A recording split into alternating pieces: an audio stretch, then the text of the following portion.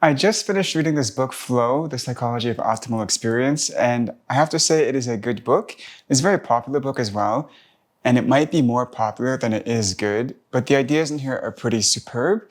Actually, as it relates to like Eastern philosophy, I've been going through like an Eastern philosophy journey. This book kind of brings in enough analytical thinking that is maybe you could say characteristic of Western philosophy into some of the ideas of Eastern philosophy. I find Eastern philosophy is very much like the existentialists. It's very broad brushes. They make broad strokes about the nature of consciousness, and then they kind of explore the entailments that are associated with those broad strokes.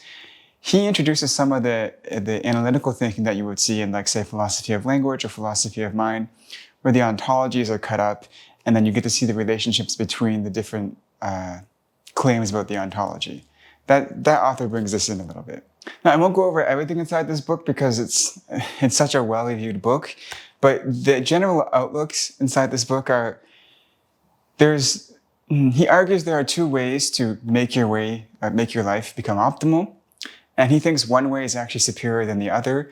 So you can make changes in the environment or changes to your personhood. And he argues that although changes to the environment can be good and useful, like, for example, if you're someone who's abusing substances and you abuse the substances inside nightclubs or in particular social groups, if you get rid of those nightclubs, get rid of the social groups, you can change your environment and therefore improve your quality of life. That stuff is good and dandy and all, but he argues ultimately that the world is chaotic and we have very limited control over the world. And so the only thing that we really do have complete control over is our response to the world, or control over consciousness, control over experience. And so he thinks that we should learn how to master the skills of consciousness. And he actually introduces a very interesting distinction. He says that in the Eastern world, they have skills of consciousness, so like yoga, meditation, enlightenment. These are kinds of skills of consciousness that you can develop. And in the Western world, we have skills of behavior, where it's very much like manufacturing, economic organization, political organization, so on and so forth. And he thinks that both worlds could benefit from one another, but his primary focus is to bring the skills of the Eastern world into the Western world. So basically, for people from the West, although they've had this culture that has guided them, like maybe they go to education, they get married, they have a family, and then they retire. This is a way of life, and it's a culturally bounded way of life, right? It's an instruction we see from the culture. He says the path to liberation should actually be what the Eastern world has discovered, and it's getting in touch with your body, getting in touch with your emotions, getting in touch with your thoughts, right? Being someone who lives in the immediacy of experience rather than the worry of the future or the dread of the past. Very much, we have to become enlightened in order to reach this path of liberation that he talks about. So in order to understand how you reach the path of liberation or how you follow the path of liberation, he then sets out and explains the anatomy of consciousness, because I think he argues that you have to understand the mechanics of consciousness in order to understand the psychology of optimal experience, or flow as he calls it. So his anatomy of consciousness is pretty simple. If you're familiar with cognitive science, this is a worldview called representationalism. But basically, he believes there is a difference between attention, awareness, and consciousness. A way to explain this is actually an idea or thought experiment I've always heard in the Oxford Handbook of Phenomenology. It's an argument that I got from there. And it goes like this. If there's a field outside and it's dark out, and there's a dog there that has a black coat, you're probably not going to see it. But it is in your field of experience, let's say. If the dog turns and looks at you with its eyes, you'll probably notice the dog. You'll probably see it, and your attention will latch onto it. Now, it's not the case, he would argue, that the dog didn't exist there before. It's just that your attention didn't grab on to something that was inside your experience. And so there's a separation between attention and experience. Something can be in your experience, but it's not in your awareness because attention hasn't latched onto it. And then going further with that, your sense organs can perceive things that it decides not to put inside your experience. This seems to be his view on the nature of consciousness. He also very much treats attention how maybe early psychology would have treated attention, that it's a thing that latches onto different objects and it can be bottlenecked, so only so many things can enter attention. You can't enter infinitely many things into attention. It's very much like a linear processor. And on top of that, it can be governed by either the salience of an object or your value system. And he actually argues that consciousness can be ordered in a sense that as a function of the time spent looking at something, it is a representation of the hierarchy of your values. So if you spend a lot of time looking at, let's say, I don't know, philosophy books, then in some sense you must value knowledge or wisdom.